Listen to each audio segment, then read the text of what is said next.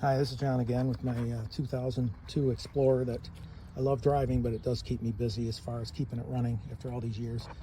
I had a little issue where if you leave the car parked for more than about 3 days, you have to jump start the car to get it started. And I keep a portable jump starter just for that reason. But it's inconvenient to have to do that after 3 days. After 5 days, you got to use the heavy duty mode on the jump starter to get it started because the battery is completely wiped out. I thought maybe it was an issue with Parasitic Draw, but you can see here I've got the ammeter set up in, multimeter set up to read milliamps, and I'm getting about 25, which is even higher than the car normally should be because I've got a subwoofer in there that draws about 20. So it's drawing very little power, especially compared to a newer car, drawing very little power when when it's in sleep mode. Newer cars are going to draw higher amounts of current. This car draws less because it doesn't have as much stuff on it. What I was going through earlier, I didn't realize the proper procedure for this is to jam the door, and that means making the door think it's closed by putting a screwdriver in here, latching this up so that the door thinks it's closed, and when you open the door it doesn't turn the light on. You need that in order to get the car to go to sleep so you can test for the parasitic draw. I didn't know to do that, and I was getting a constant 200 milliamps of parasitic draw, and I didn't understand why. Plus I kept blowing fuses. Every time I forgot that I was doing this test, I'd open the door, the current draw would go up and blow the little fuse that's in here. That's actually only about, it says 600, but the one I replaced I think was good for 500 milliamps of current on this low end mode. And so if you open the door, you lose the fuse in there. You're going to buy more of them. So you'll see here, it's only drawing about 25 milliamps right now. It's everything's sleeping. I've got the battery disconnected and it's jumped across to the ammeter in the proper mode here, set to DC milliamp, and I'm getting about 25. Now if I reset this by disconnecting this and kind of bringing the car back to life, you see that jumps up to about 195 or more. It's about 195, 196 milliamps. And after about so many seconds, that'll drop down. There it goes to 85 milliamps. And I went through all these different fuses, and you got a couple of them here that are causing that 85 to be the case. I also have an aftermarket subwoofer. This is an MTX Terminator that I love. This draws 15 amps or so, or 15 milliamps rather, when it's sleeping. So I know that's part of the draw. And also I found it was this right here, I think it's number 29, which is the passenger junction box, which is another way of saying the fuse block that is underneath the instrument panel. That starts here, and that fuse is there to protect against a short before the current gets over to the other fuse panel. So it's sort of, this is the main one, the secondary one, and then this is fused for the line between them in case something goes wrong. Still running at 85 here. If I pull this, we'll see what happens. You see this drops down to about 21, 22.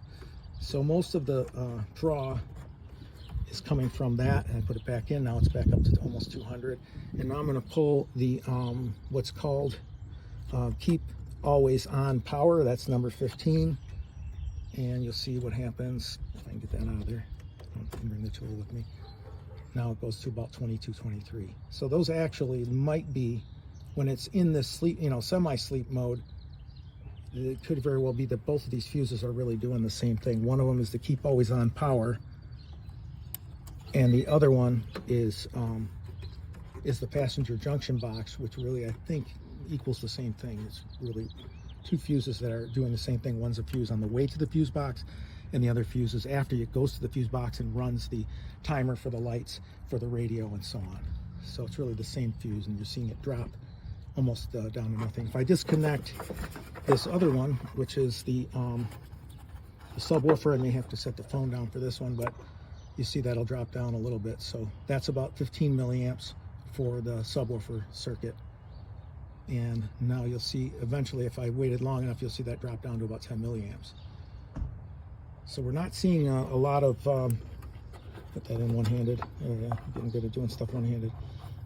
Not seeing a lot of parasitic draw here. Once the timer hits, you'll see that'll go back down to about 25. So the conclusion here, and I tried also disconnecting the alternator to see if that was part of the issue.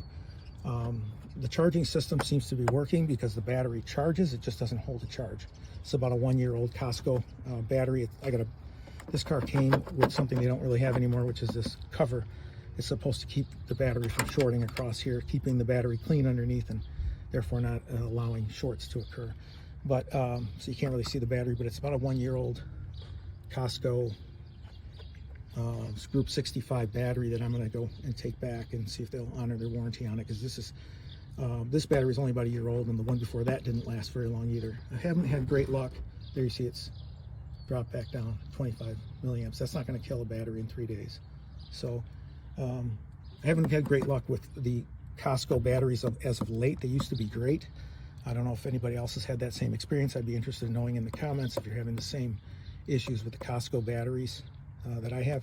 But this one's going to go back, and if they want to honor it, that's great. I'll pick up another one. And if they don't want to honor the warranty, I'll go down the street to Walmart and pick up one of the Ever Starts and go that route, because I've had about 10 of these and I've had good luck with them until recently. So I'm not sure what's going on there. But anyway, so if you're having issues with your car not starting after several days and you want to do a parasitic draw test, I just showed you the highlights of what I did here to figure that one out.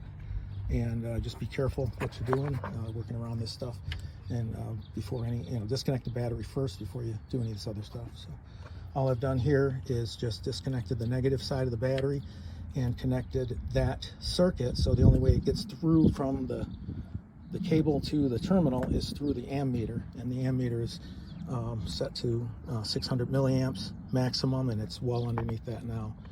And the only reason I'm using this vice grip is my little alligator clip tool here isn't big enough to fit around this terminal, so I had to use a little vice grip for that.